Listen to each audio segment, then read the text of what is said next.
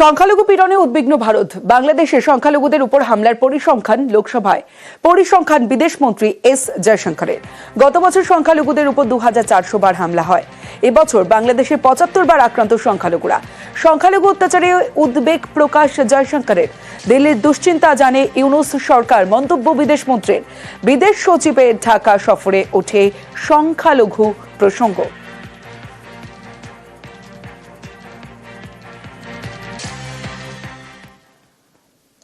আরো 2% ডিএ বাড়ালো কেন্দ্র। 2% ডিএ বাড়লো কেন্দ্রীয় সরকারি কর্মীদের। ডিএ বাড়লো পেনশনভোগী কেন্দ্রীয় সরকারি কর্মীদেরও। কেন্দ্রীয় সরকারি কর্মীদের ডিএ বেড়ে 55%। 1 জানুয়ারি 2025 থেকে কার্যকর বর্ধিত ডিএ।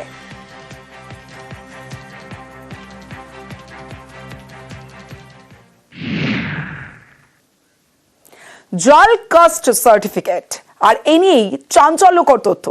গত 1.5 বছরে কাস্ট সার্টিফিকেট জালিয়াতির অভিযোগ জমা পড়েছে 36,000। এর মধ্যে 1,400 ভুয়ো কাস্ট সার্টিফিকেট বাতিল করেছে অনগ্রসর শ্রেণী কল্যাণ দফতর।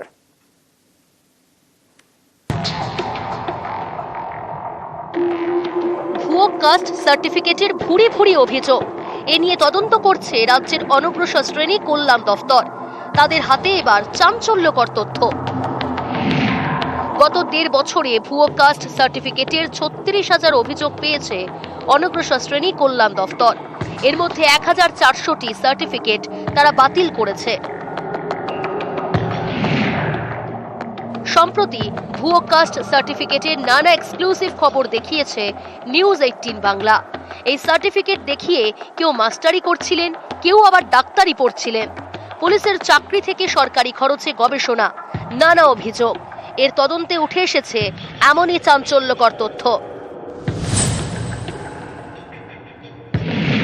অনগ্রসর শ্রেণী কল্যাণ দফতর জানতে পেরেছে, অনগ্রসর শ্রেণী কল্যাণ দফতরের একাংশের মদতেই অনেক অযোগ্য ব্যক্তি কাস্ট সার্টিফিকেট পেয়েছেন। বারাকপুর এবং খড়গপুরের 2 অফিসারের বিরুদ্ধে কারচুপির প্রমাণ মিলেছে। ছুটিতে পাঠিয়ে তাদের বিরুদ্ধে বিভাগীয় তদন্ত শুরু করেছে অনগ্রসর শ্রেণী কল্যাণ দফতর। এই দফতরের আরও কয়েকজন অফিসার জালিয়াতিতে জড়িত বলে সন্দেহ নবান্নর। তাদের উপরেও নজরদারি চলছে। অনেক ক্ষেত্রে মহকুমা শাসকের সই জাল করে ভুয়ো কাস্ট সার্টিফিকেট তৈরি করা হয়েছে বলেও জানতে পেরেছে অনগ্রসর শ্রেণী কল্যাণ দফতর। তাদের দাবি, 1,400টি বাতিল করা ভুয়ো কাস্ট সার্টিফিকেটের সবই 2022 সালের আগে ইস্যু করা হয়েছিল। 2022 সালের পর ইস্যু হওয়া সার্টিফিকেট নিয়ে অভিযোগ তুলনায় কম।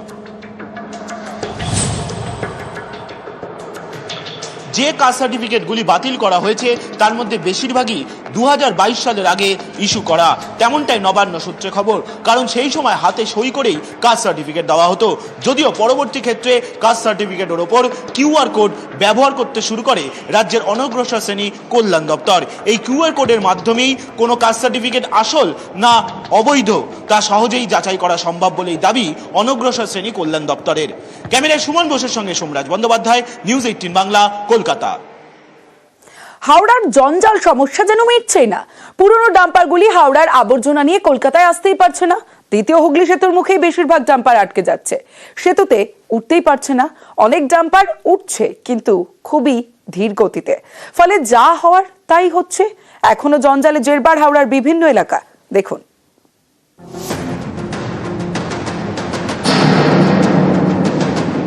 হাওড়ার বেলগাছিয়ায় আবর্জনার পাহাড়ে বিপত্তি। এর জেরে হাওড়া শহরে নানা প্রান্তে আবর্জনা অস্বস্তি।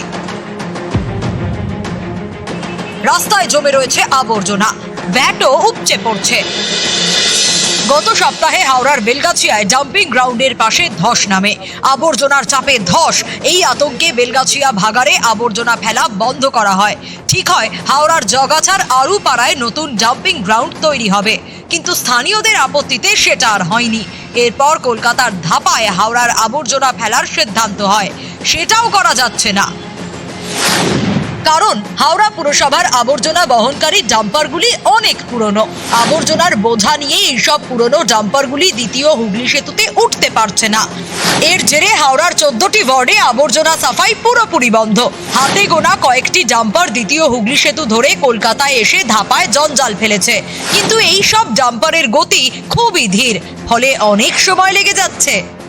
ময়লা পরিষ্কার হচ্ছে না, লোকের আবর্জনা হয়ে যাচ্ছে, লোক যেতে পারছে না, গাড়ি ঘোড়া চলতে পারছে না, এর জন্য অসুবিধাজনক। রাস্তার ডাস্টবিন থেকে পুরসভার ভ্যাট, সব জায়গায় আবর্জনা জমে রয়েছে, কোথাও কোথাও উপচে পড়ছে। আবর্জনার দুর্গন্ধ এবং দূষণে নানা রোগ ছড়াচ্ছে বলেও অভিযোগ। এলাকায় নোংরা ভর্তি, ভ্যাট উপচে পড়ছে ময়লা, তার উপর দুর্গন্ধ বেরোচ্ছে। কর্পোরেশনের বোর্ড যেমন ভেঙে পড়েছে, ডাম্পার গুলো তো ভেঙে পড়েছে। অপরিকল্পিত একটা চিন্তা ভাবনা থাকলে এই দশাই হবে হাওড়া শহরে। হাওড়ার পঞ্চানন তলা থেকে কদমতলা, শানপুর কালীতলা থেকে কৈলাস ব্যানার্জি লেন, হাওড়া শহরের নানা প্রান্ত জঞ্জালে জেরবার।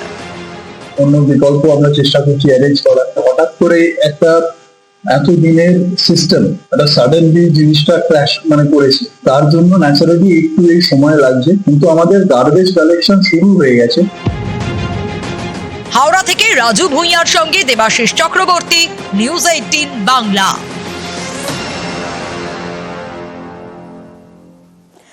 এবার দেখাবো খালে নজর কলকাতা পুরসভার। বর্ষায় জমা জলে দুর্ভোগ এড়াতে খাল সংস্কার করা হচ্ছে। পুরসভার এখন নজর জোকায়, সেখানকার 12টি খাল সংস্কার করা হবে।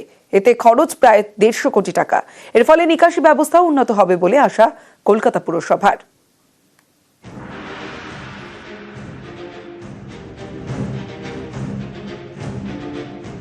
বৃষ্টি হলেই ভোগান্তি, খালের জল উপচে রাস্তায়, চরম দুর্ভোগ। বর্ষায় কলকাতার এই ছবিটাই বদলাতে চায় কলকাতা পুরসভা। বিভিন্ন জায়গায় চলছে খাল সংস্কারের কাজ। এখন কলকাতা পুরসভার নজর জোকায়। ইমিডিয়েট স্টার্ট হবে, যেমন একটা কাজ স্টার্ট হতে যাচ্ছে 3 তারিখ 3 এপ্রিল।